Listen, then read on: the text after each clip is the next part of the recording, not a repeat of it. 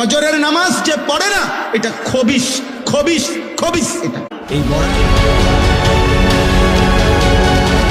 ফজরের নামাজ যে পড়ে না, আল্লাহর নবী বলছে শয়তান তার এই পিঠ মাথার পিছনে ঘাড়ের এখানে গিট্টু দিয়ে রাখে শয়তান তাকে, আর বলে আলাইকা লাইলুন তাওয়িলুন ফারকুদ, হে আল্লাহর বান্দা রাত অনেক লম্বা লম্বা, ঘুমা, নাফরমান ঘুমা। শয়তান তাকে আটকায় রাখে, আবদ্ধ করে। নাউজুবিল্লাহ। তো আমার কথাটা শেষ হয়েছে না। রাসূলুল্লাহ সাল্লাল্লাহু আলাইহি সাল্লাম এই সূরা হুদ এ যে কথাটা বলতেছিলাম, 5টি জাতির আযাবের বর্ণনা ওই সূরার মধ্যে আছে। কোন সূরা বলেন তো? সূরা হুদ, 11 নম্বর সূরা কোরআনে। তো ওই সবটা বর্ণনা করার পর, মানে আযাবের বিস্তারিত বর্ণনা দেওয়ার পর, গুনাহ, নাফরমানি, পাপ, সীমা লঙ্ঘনের কথা বর্ণনা করার পর আল্লাহ কোরআনে ওই সূরাতে একটা আয়াত নাজিল করছে, নবীজিকে বলছে ফাস্তাকিম কামা উমিরতা। অতএব বন্ধু, যাই বললাম আপনার কাছে আযাবের বর্ণনা, কথা শুনেন তো, আপনার উম্মত যে যাই করুক, উল্টা পাল্টা করুক আর বাও করুক, তবে আপনার ব্যাপারে আমায় আল্লাহর স্পেশাল কথা, আপনাকে যত শরীয়তের যত আদেশ করা হয়েছে, আমি আল্লাহ বলছি প্রত্যেক আদেশ, প্রত্যেক হুকুম, প্রতিটা আদেশ নিষেধের ব্যাপারে আপনি পাহাড়ের মতো, পাথরের মতো ইস্তেকামত, মজবুত এবং দৃঢ় থাকবেন। এক সুতা, এক জাররা আপনি বন্ধুর থেকে যেন কোনো আমলও না ছুটে, কোনো রকমের ভুল যেন না হয়। কাকে বলছে? নবী সাল্লাল্লাহু আলাইহি সাল্লামকে। এর কয়দিন পরে, এই সূরা নাজিলের কিছুদিন পরে, আল্লাহ নবী সাল্লাল্লাহু আলাইহি সাল্লামের দাড়ি মুবারক সর্বপ্রথম 3টা বা 4টা, 2টা চুল দাড়ির সাদা হয়ে গেছে।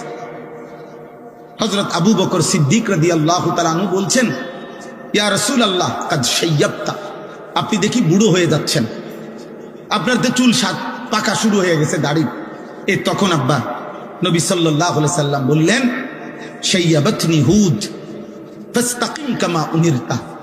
আবু বকর, বিশ্বাস করো, সূরা হুদের আযাবের বর্ণনা আমারে বুড়া বানায় ফেলছে। আর আমার আল্লাহর এই আদেশ যে আমি যেন আমার আল্লাহর হুকুমের উপরে এক চুল এদিক সেদিক না হয়, মজবুত থাকতে বলছে। এই দায়িত্ব, এই ভার, এই ওজন আমারে বুড়া বানায় ফেলছে। আমার কলিজার মধ্যে 24 ঘন্টার ভয় বিরাজ করছে। আহা, এই আযাবের যেই বর্ণনা আল্লাহ দিছে, আমার উম্মত যদি আবার নাফরমানি করে, আমার উম্মতের কি জানি হবে।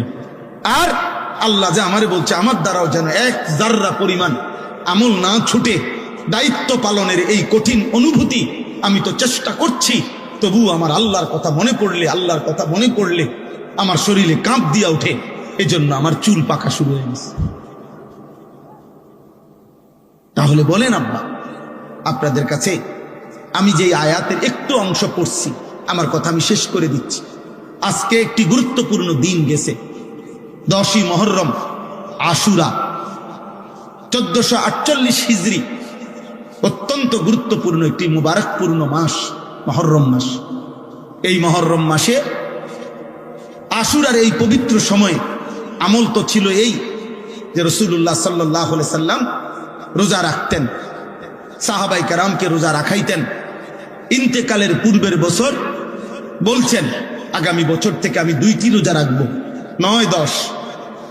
পরের বছর নবী সাল্লাল্লাহু আলাইহি সাল্লাম ইন্তেকাল করছেন, কিন্তু সাহাবায়ে কেরাম আজীবন ওনারা এই মুহররমের 9 তারিখ, 10 তারিখ ওনারা রোজা রাখতেন রাসূলুল্লাহ সাল্লাল্লাহু আলাইহি সাল্লামের আমল হিসাবে। আলহামদুলিল্লাহ, আমরাও রাখছি, আজকেও রোজা রাখছি, গতকালকেও রোজা রাখছি। তাহলে প্রথম আমল হচ্ছে এটা, মুহররমের এই 10ই মুহররমের প্রথম দায়িত্ব রোজা রাখা। মনে রাখবেন আব্বা, আমার কথা কেউ রাগ হইয়েন না।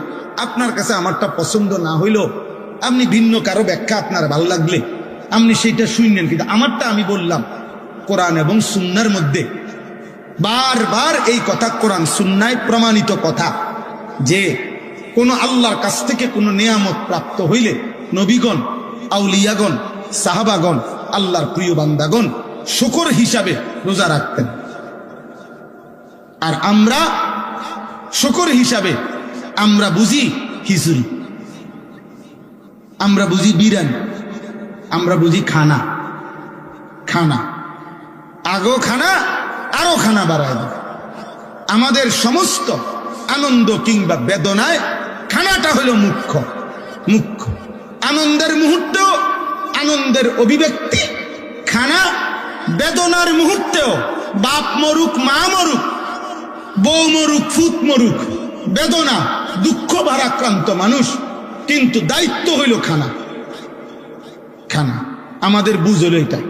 আনন্দের মুহূর্ত আমরা বুঝে নিছি ভাতের থালা, বেদনার মুহূর্তেও আমরা বুঝে নিছি ভাতের থালা।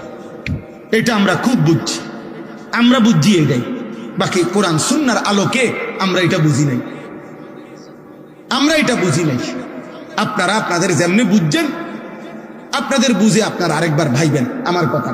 আমি এই কথাটাই বললাম, আমার এই কথাটাই আপনাদেরকে বললাম। আরেকবার জিজ্ঞাসা করেন যে রাসূলুল্লাহ সাল্লাল্লাহু আলাইহি সাল্লাম কারো মৃত্যুতে, নবী সাল্লাল্লাহু আলাইহি সাল্লাম বাবা মা স্বজনের মৃত্যুতে নবীজি কি করতে বলছেন। আবার আবার শুনতে চেষ্টা করেন। কৃতজ্ঞতা স্বরূপ আল্লাহ নবী জিজ্ঞেস করছে মদিনার ইহুদিদেরকে, তোমরা কেন রোজা রাখো মুহররমের 10 তারিখ? সব হুজুররা মসজিদে মসজিদে এটা বয়ান করছে কিনা বলেন? প্রত্যেক হুজুররাই বলছে, সব মসজিদে এটা বয়ান হয়েছে। হযরত মুসা আলাইহিস সালাম ফেরাউনের কবল থেকে এই মুহররমের 10 তারিখ ওনার সঙ্গী সাথী নিয়ে নদী পার হয়ে আল্লাহ ওনাকে রক্ষা করছে। ফেরাউনের পুরা বাহিনী ডুবে গেছে। তাইলে এইটা এই শুকর হিসাবে মুসা আলাইহিস সালাম আল্লাহর হুকুমে প্রতি বছর 10ই মুহররম রোজা রাখতেন। আল্লাহ নবী বললেন, তাহলে এই রোজা আমরাও রাখব, এই রোজা আমরাও রাখব। পরবর্তীতে সাহাবায়ে কেরামকে নিয়ে নবীজিও এই রোজা রাখতেন। তাইলে শুকর হিসাবে, কৃতজ্ঞতা হিসাবে নবীগণ তাদের অনুসারীদেরকে নিয়ে কি রাখছেন? কথা বলেন না, বলেন।